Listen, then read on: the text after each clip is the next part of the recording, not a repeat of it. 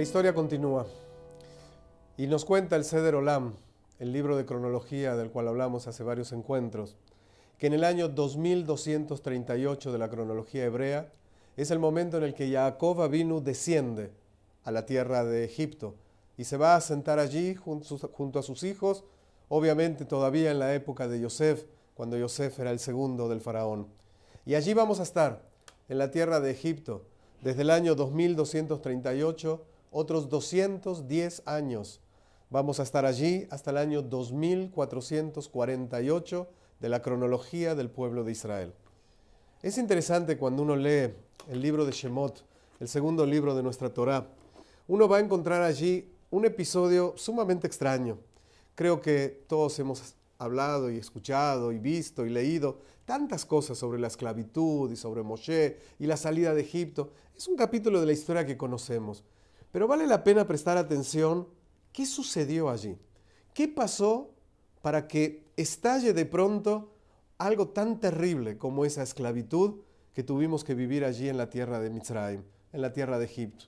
Nos dice el Sefer Shemot, en el primer capítulo, en el Pasuk 8, de pronto aparece una frase que dice: Vayakom melech hadash al Mitzrayim, asher lo yada et Yosef. De pronto se erigió, se levantó un nuevo rey en Egipto, un rey que no conocía a Yosef. Surge ahí una discusión entre los Parshanim, entre aquellos que explican la Torá. Los Mefarshim dicen: ¿realmente de qué se trata esto de que hay un nuevo rey que no conoce a Yosef? Yosef había sido una persona sumamente importante en Egipto. Había salvado a Egipto en una época de tanto hambre. Si no hubiera sido por sus ideas, Egipto hubiera estado hundido y hubieran muerto quién sabe cuántos de ellos. Yosef era un héroe de Egipto. ¿Cómo puede ser que de pronto haya un rey que no lo conozca? Y entonces hay quien dice, posiblemente no lo conocía, así tal cual.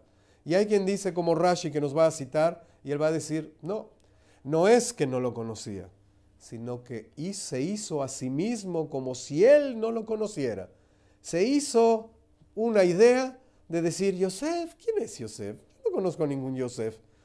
Y entonces nos vamos a encontrar con un rey que realmente no es que desconozca posiblemente la figura de Yosef, sino que desconoce la importancia de este Yosef, desconoce la trascendencia de este Yosef y por supuesto desconoce cualquier tipo de privilegios que pudiera tener la familia de Yosef, sus hijos, sus sobrinos, todos los hijos de Israel.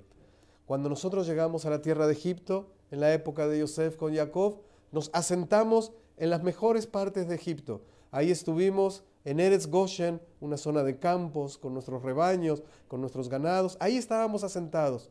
Y allí tuvimos la oportunidad de reproducirnos y de ir creciendo. Apenas 70 éramos cuando llegamos a Mitzrayim y de pronto los descendientes comienzan a reproducirse en ese lugar. Y es allí donde va a aparecer este rey. ¿Cómo nos reprodujimos?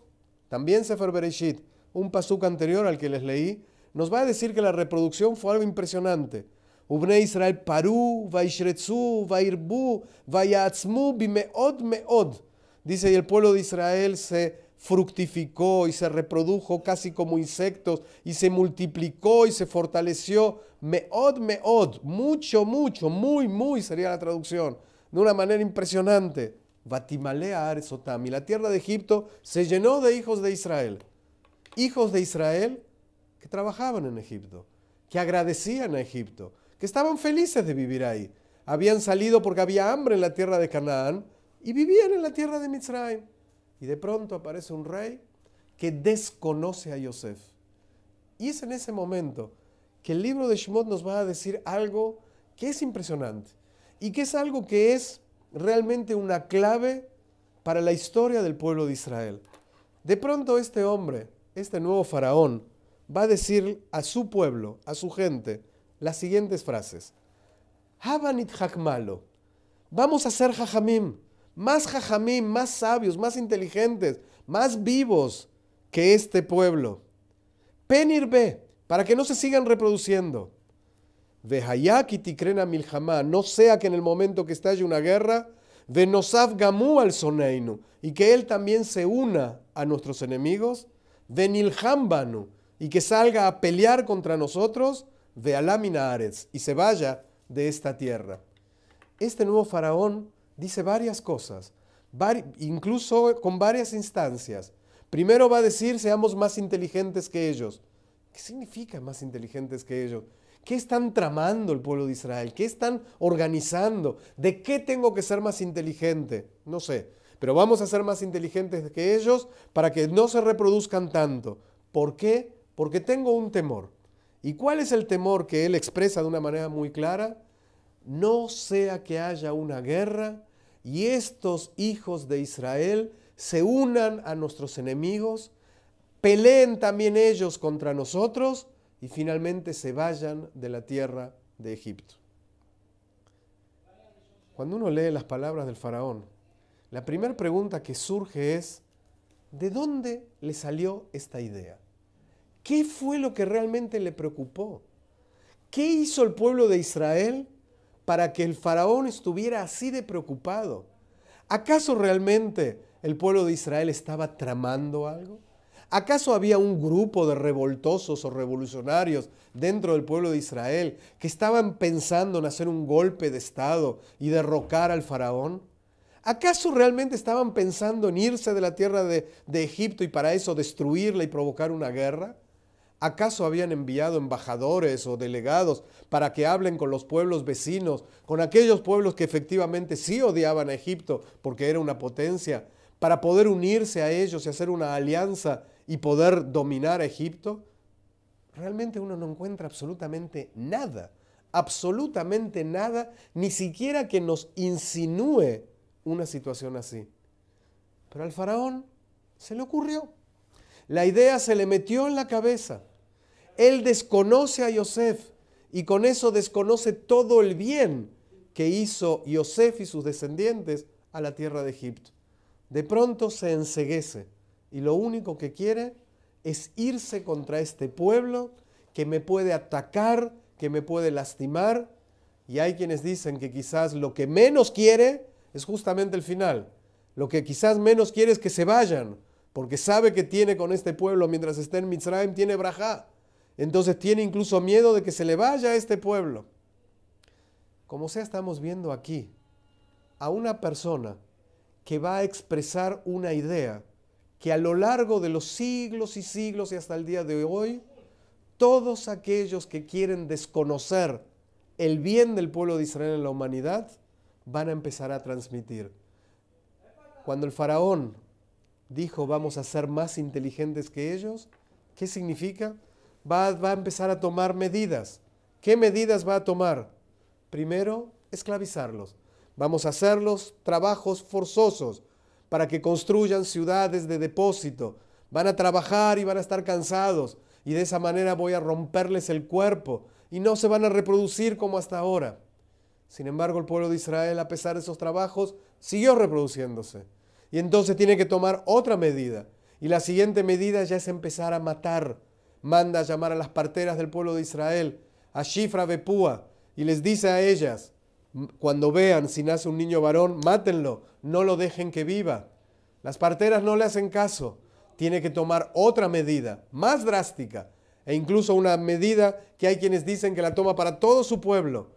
¿Por qué? Porque quizás tenía algún temor y se nos dice que alguno de los adivinos y brujos y sabios de Egipto le dijo que van a ser el Salvador, que en su generación van a ser el Salvador del pueblo de Israel. Por lo tanto dice, todo niño varón que nazca, de todos.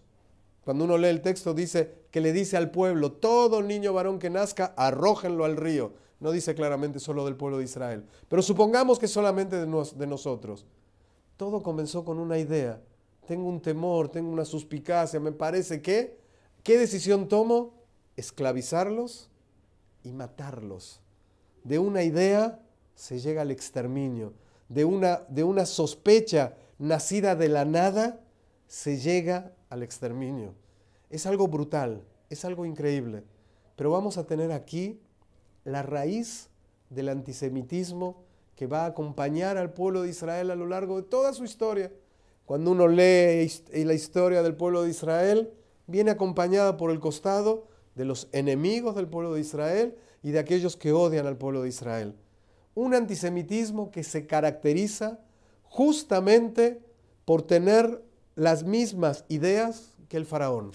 ¿En qué sentido? Partir de una supuesta situación que no necesariamente es verdad. En realidad, nunca es verdad. A lo largo de la historia nos vamos a encontrar que los antisemitas en cada generación han dicho cosas del pueblo de Israel que uno no puede a veces creerlas. Me pasa muchas veces en clases que de pronto comento algo y el público se me ríe por lo absurdo y lo ridículo de lo que estoy diciendo.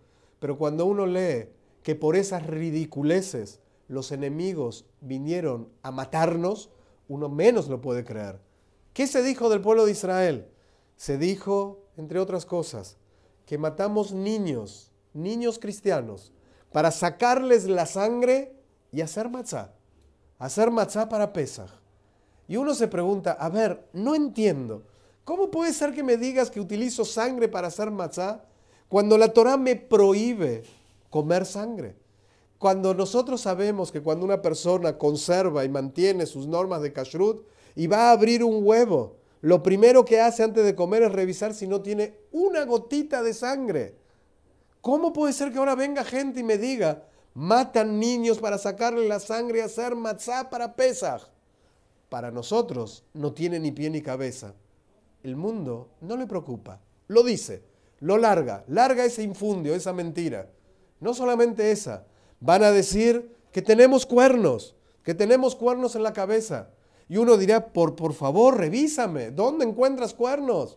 Tú tienes cuernos, los tendrás escondidos, pero los tienes. Has hecho un pacto con el diablo, con las fuerzas del mal espirituales. Nos han dicho que envenenamos las aguas de Europa en la época de la peste negra, en la época de la Edad Media, donde fue diezmada una tercera parte de la población europea. Y dentro del pueblo de Israel hubo muy pocas víctimas. Eso generó la suspicacia, los judíos estuvieron involucrados. Ellos provocaron a través del envenenamiento de las aguas que sucediera esta terrible epidemia. Nos dicen que estamos conspirando contra la humanidad. Nos reunimos en los cementerios, los sabios del pueblo de Israel, y escribimos incluso textos y protocolos de nuestras reuniones donde vamos a hablar de la conquista del mundo. Se nos va a decir que somos capitalistas, que somos comunistas. Obviamente, qué difícil ser las dos cosas al mismo tiempo, pero somos las dos cosas. Se nos va a decir que manejamos la prensa de todo el mundo. Todo lo que se publica en el mundo está bajo nuestras manos. Se nos va a decir que manejamos la economía de todo el mundo. Incluso en alguna oportunidad me tocó ser rabino de una ciudad en la diáspora, y de pronto comenzaron a circular unos panfletos que decían que en la sinagoga donde yo trabajaba y donde yo era rabino junto con otro más, con el gran Rav Kaiman en la ciudad de Monterrey, en México, decían ahí en estos panfletos que los judíos, los rabinos de la ciudad de Monterrey son los que se reúnen para determinar el precio de la gasolina de todo el país. Y yo leía y digo, ¿de qué están hablando? ¿Cómo puede ser una cosa así? Lo dicen. Obviamente nos están acusando en los días de hoy de estar provocando un holocausto entre la población palestina. Y sabemos, las pruebas nos van a explicar que no puede ser. ¿Cómo puede ser que utilicen la palabra holocausto cuando lo único que estamos haciendo es defendiéndonos todo el tiempo de los ataques constantes? Y mencioné hace 1 o 2 encuentros, les mencioné que hay quienes incluso están diciendo que el pueblo de Israel no tiene raíces en la tierra de Israel. Dicen cualquier cosa, nos acusan de cualquier cosa, de usurpadores de esta tierra en nuestra época. Y por culpa de todas estas acusaciones infundadas, absurdas, ridículas, mentirosas, tal como la del faraón, por culpa de todo esto hemos tenido expulsiones y matanzas y pogroms y conversiones forzosas, y hemos tenido matanzas brutales, persecuciones, hemos tenido una brutal Shoah hace apenas 70 años, hemos tenido situaciones dramáticas. El origen del antisemitismo lo vemos en Mitzrayim. Los argumentos son los mismos. De pronto se levanta alguien y nos acusa. Leemos en la Agadá de Pesaj, Veí she'am dalaboteinu. Hay una promesa que hizo Hashem con el pueblo de Israel, con nuestros padres. Shebehol dor vador, que en cada generación y generación, omdim aleinu lejaloteinu, se levantan contra nosotros para intentar acabarnos. De Akadosh Baruj Hu, y el santo bendito sea, Matzilenu Miyadam, nos salva de sus manos. Alguien podría decir, perdón, he leído historia, y no es cierto, no es en cada generación, es cada tantas generaciones donde vemos que aparece un personaje siniestro y malvado que nos quiere acabar. La Haggadah de Pesach, que fue escrita ya hace muchos siglos, mucho antes de las expulsiones y de las matanzas, de los pogroms y de las Shoah y de las cruzadas y de tantas cosas. La Haggadah de Pesach nos dice, no, en cada generación, solo que a veces ni siquiera nos enteramos. No nos enteramos porque Hashem hace que determinadas amenazas desaparezcan y ni siquiera somos conscientes de lo que estaban organizando. A veces escuchamos hoy en día cómo de pronto parece que hubo un accidente en algún lugar de aquellos que estaban planeando un atentado contra el pueblo de Israel y la tierra de Israel, y simplemente les explotó algo y no lo pudieron hacer. Quizás así también a lo largo de las generaciones Hashem frustró planes de otros que intentaron acabar con el pueblo de Israel y con nosotros. Tenemos una fe total. Akadosh Baruj Hu nos va a cuidar. Nos advierte, en cada generación se levantan contra nosotros. Hagamos nosotros lo que tenemos que hacer. Kadosh Baruj Hu nos promete, nos va a salvar. Eso no significa que no vamos a sufrir. Va a haber épocas en que vamos a sufrir y mucho. Pero Am Israel, desde Abraham, y a pesar de que aparece un faraón, y de con todos los faraones que han aparecido a lo largo de la historia, Am Israel sigue adelante. Y el faraón, vayan a ver en Egipto qué quedó de él. Nos vemos en la próxima. Gracias.